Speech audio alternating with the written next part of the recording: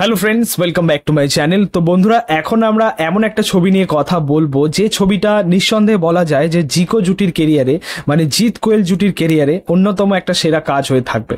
এবং এই ছবির মাধ্যমেই এটা বলাই বাহুল্য যে এই ছবির মাধ্যমেই জিকো জুটিকে দর্শক আরো বেশি করে চিনতে শুরু করেছে, আরো বেশি করে ভালোবাসতে শুরু করেছে। তো যাই হোক, এখন আমরা কথা বলবো শুভ দৃষ্টি ছবিটা নিয়ে, যেটা 2005 সালের ছবি ছিল এবং সেই সময় দাঁড়িয়ে সেই বছরের একটা বড় হিট ছিল আর কি, সুপারহিট একটা ছবি ছিল আর কি শুভ দৃষ্টি ছবিটা। দেখো, এটা একদম ঠিক যে এই ছবিটা দেখেননি এমন দর্শক, এমন বাঙালি দর্শক কিন্তু খুব কম রয়েছে। আমরা এই ছবিটা সত্যি বলতে প্রচুর বার দেখেছি, আমরা টিভিতে দেখেছি, এখন তো ইউটিউবেও আছে, এখন তো ফোনেও বিভিন্ন জায়গায় ছবি দেখা যায়, ঠিক আছে, এখন তো দেখাই যায়। এর আগে সিডি ক্যাসেট এনে আমরা বারবার দেখতাম, মানে কোথাও গিয়ে কোনো রকম ভাবে বিরক্তি কাজ করতো না সেই সময় দাঁড়িয়ে। মানে এমন কিছু ছবি রয়েছে সেই সময় যেগুলো আমরা দেখতেই থাকবো, তো দেখতেই থাকবো, কোথাও গিয়ে হয়তো বোর ফিল কাজই করবে না, বিরক্তিকর ব্যাপারটা আসবেই না। তো তেমন একটা কাজ ছিল আর কি শুভ দৃষ্টি ছবিটা।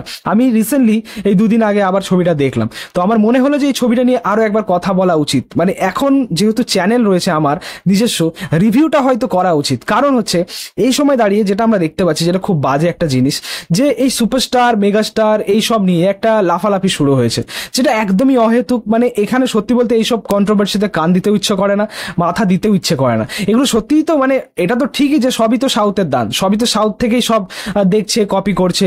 এই লেডি সুপারস্টার, এই মেগাস্টার, এই সুপারস্টার, এই যে ব্যাপারগুলো, এই যেগুলো ঘটছে, অ্যাকচুয়ালি মানুষ, মানে যারা অ্যাকচুয়ালি ভালো ছবি দেখতে ভালো পছন্দ করে, কন্টেন্ট ভালো দেখতে পছন্দ করে, তাদের জন্য এগুলো ম্যাটার করে না।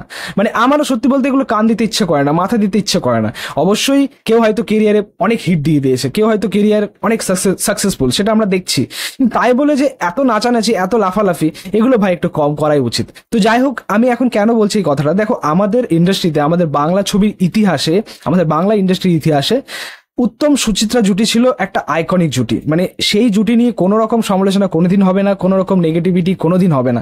তারা সেই দিন সেরা ছিল, আজকেও সেরা, আগামী দিনেও সেরাই থাকবে। তারপরে এলো আমাদের প্রসেনজিৎ চ্যাটার্জি ঋতুপর্ণা জুটি, সেটাও একটা আইকনিক জুটি। কিন্তু ভাই অনেস্টলি বলতে গেলে বাস্তব কথা, যে আমরা যাদেরকে দেখে বড় হয়েছি, যে জুটিকে দেখে বড় হয়েছি, যেমন ধরো জিৎ কোয়েল, তাদেরকে আমরা সামনে থেকে দেখে বড় হয়েছি, ঠিক আছে। মানে আমাদের জেনারেশনদের জন্য এটাই হচ্ছে আমাদের জন্য একটা আইকনিক জুটি। আজকে হয়তো তোমরা ধূমকেতু দেখেছো, ধূমকেতুর এত বড় সাকসেস দেখেছো, দেব শুভশ্রী জুটিকে দেখেছো, কিন্তু একটা সময় এই জিৎ কোয়েল জুটিটা এতটাই ফেমাস ছিল, এতটাই সুপারহিট ছিল যে তাদের নামেই ছবি চলতো, এই জুটির নামেই আর কি ছবি সুপারহিট। সেই সময় দাঁড়িয়ে 2005, শুধু শুভদৃষ্টি কেন, 2005-এ মানিক দেখো, 2006-এ হিরো দেখো, বা 2000, তারপরে একটা বড় গ্যাপ, 2009-এ সাত পাকে বাঁধা, আগে অনেক কাজ হয়েছে সেই নাটের গুরু থেকে শুরু করে। তো একটা সুপারহিট জুটি যেটা আমাদের জন্য সবসময় একটা নস্টালজিয়া হয়ে থাকবে। হয়তো বেশ কিছু ছবি তাদের কেরিয়ারে আমরা সিনেমা হলে গিয়ে দেখতে পারিনি, কিন্তু এই জুটিটা যখনই ফ্রেমে আসে, সেটা টিভি হোক, সেটা মোবাইল হোক, সেটা ওটিটি হোক, সেটা এখন আবার সিনেমার পর্দায় হোক, যখনই তারা ফ্রেমে আসে, স্ক্রিনে আসে, সেই মুহূর্তটা থাকে দেখার মতো। সেখানে না একটা আলাদা ম্যাজিক কাজ করে, মানে কেমিস্ট্রিটা দুজনের মধ্যে এত সুন্দর ওয়ার্ক করে। হয়তো জিদ্দার সাথে অন্য কারোর সাথে এরকম কেমিস্ট্রি ওয়ার্ক করবে না, বা আমাদের কোয়েলদির সাথেও হয়তো অন্য কারোর সাথে এরকম কেমিস্ট্রি ওয়ার্ক করবে। এমন একটা জুটি এবং এমন একটা কেমিস্ট্রি তাদের মধ্যে ওয়ার্ক করে। জিকো অল টাইম বেস্ট থাকবে, তারা আগেও সেরা ছিল, আজকেও সেরা, আগামী দিনেও সেরা থাকবে, ঠিক আছে।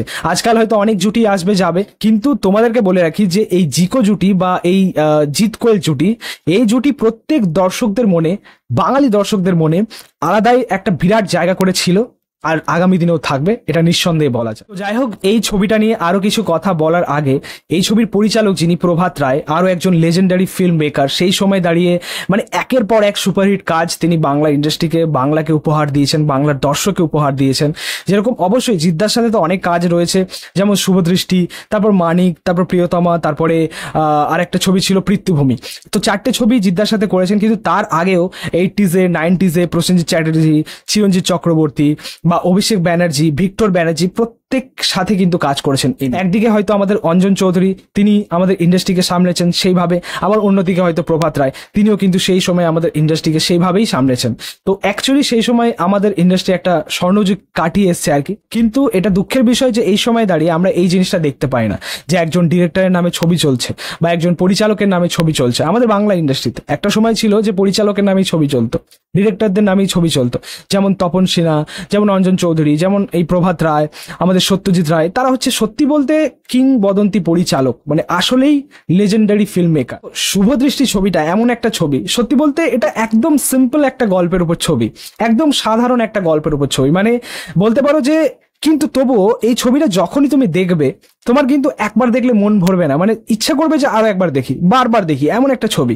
কারণ সত্যি বলতে 2005-এ তো মুক্তি পেয়েছে, তারপর হয়তো আমরা 2008-9 হয়তো ছবিটা টিভিতে দেখেছি, সিরিয়াসলি, মানে হয়তো তখন সিনেমা হলে সেরকম যাওয়া হয়নি, আর তখন অনেকটাই ছোট। তো 2008-9 হয়তো দেখতে শুরু করেছি এবং দেখতেই গেছি, ঠিক আছে, মানে দেখেই গেছি। তখন সিডি ক্যাসেট নিয়ে এনে দেখেছি, এখনো ইউটিউবে ইচ্ছে করলে দেখি, টিভিতে ইচ্ছে করলে দেখি। তো অ্যাকচুয়ালি এমন একটা কাজ বারবার দেখতে ইচ্ছে করবে, কোথাও গিয়ে বোর ফিলটা কাজ করবেই না, মানে এমন একটা কাজ হয়েছে। তো এটাই হচ্ছে ব্যাপার, যে শুভদৃষ্টির যে গল্পটা আমাদের বাঙালিদের, মানে হিন্দু ধর্মের বিয়ের যে প্রসেসটা থাকে, মানে বিয়ে মানেই একটা লম্বা প্রসেস, প্রথমে ছেলে দেখতে যাওয়া, মেয়ে দেখতে যাওয়া, তারপরে আশীর্বাদ, গায়ে হলুদ, বিয়ে, এই সমস্ত জিনিস। দেখো বিষয়টা বলতে কিন্তু খুবই সহজ লাগছে, কিন্তু এটা ভিজুয়ালি দেখতে এতটাই ভালো লাগে, সেটা তুমি তোমার পাড়ার কোনো বিয়ে হতে পারে, সেটা টিভিতে হতে পারে, কোনো স্ক্রিনেও হতে পারে। তো এটাই হচ্ছে বিয়ের দৃশ্যটা, মানে বাঙালি হিন্দু ধর্মের বিয়ের দৃশ্যটা এমনই হয়, বিয়ের প্রসেসটা এমনই হয়, যেটা দেখতে খুবই মিষ্টি লাগে। মানে ওই জিনিসটা হয়তো একবার যদি তুমি মিস করো, তুমি হয়তো একটা রিগ্রেট ফিল করবে যে কেন মিস করলাম, মানে এমন একটা মুহূর্ত হয় আর কি। তো সেই জিনিসটাকেই আর কি সিনেমার পর্দায় ফুটিয়ে তোলা, যেটা প্রভাত রায় খুব ভালোভাবে করেছেন। সত্যি বলতে প্রত্যেকটা মুহূর্ত এই ছবির মধ্যে দেখার মতো। আমরা কিন্তু একই জিনিসপত্র অনেকবার দেখেছি, বারবার দেখেছি, পাড়ায় অনেক বিয়েতে দেখেছি, বা আমাদের পরিবারের মধ্যে অনেক বিয়েতে দেখেছি, একই মুহূর্ত।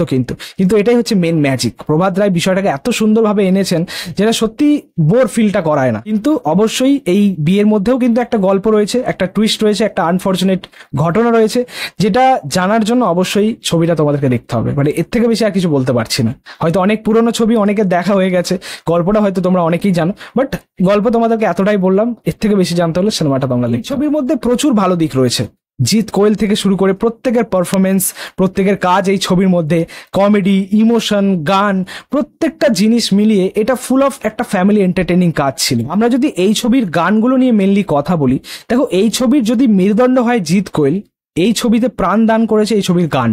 এই ছবির গানগুলো এতটাই সুপারহিট ছিল আর কি সেই সময়, মানুষ এখনো শোনে, সেটা এভারগ্রিন হয়ে থাকবে আর কি এই ছবির মন রাগে অনুরাগে গানটা। এবং আপনাদেরকে বলে রাখি যে প্রথমে এই ছবির মিউজিক ডিরেক্টর ছিলেন জিৎ গাঙ্গুলি, সেই সময় best music director, superhit music director Jeet Ganguly. সত্যি বলতে আমাদের ছোটবেলাটাকে আরো হ্যাপি করে তুলেছিল আর কি তার গানগুলো, জিৎ গাঙ্গুলির গান। এই ছবিতেও তিনি গান দিয়েছিলেন, তার মধ্যে মন রাগে অনুরাগে, হ্যাঁ, তুমি আমার চিরসাথী, তারপরে এটা স্যাড সং যেটা রাঘব চ্যাটার্জি গেয়েছিলেন। প্রত্যেকটা গান ভাই সিরিয়াসলি দারুণ। এবং কিছু বিয়ের গান ছিল, বিয়ের মুহূর্তের গান ছিল, সেগুলো কিন্তু এখনো বিভিন্ন বিয়েতে বাজে, ঠিক আছে। তারপরে কোয়েল মল্লিকের এন্ট্রিটা যে গানটার মধ্যে দিয়ে হয়েছে সেটাও খুব ভালো হয়েছে। প্রত্যেকটা গানের প্লেসমেন্ট, ইউজ, প্রত্যেকটা গান খুব ভালো লেগেছে। এটা বলাই বাহুল্য যে সেই সময় দাঁড়িয়ে বাবুল সুপ্রিয় এবং শ্রেয়া ঘোষাল তাদের একটা আলাদাই মার্কেট ছিল। সিরিয়াসলি প্রত্যেকটা ছবিতেই তাদের গান, মানে তাদের গান থাকতেই হবে। এই ছবির মধ্যে ইমোশনাল পোর্শনগুলো এত সুন্দরভাবে ওয়ার্ক করেছে, প্রত্যেকটা পোর্শনই মানে চোখ থেকে জল বেরিয়ে আসার মতো।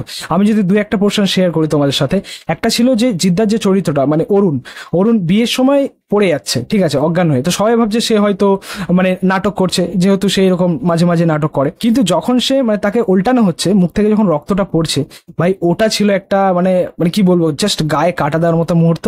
সত্যি ওখানে ইমোশনটা খুব ভালো ওয়ার্ক করেছে।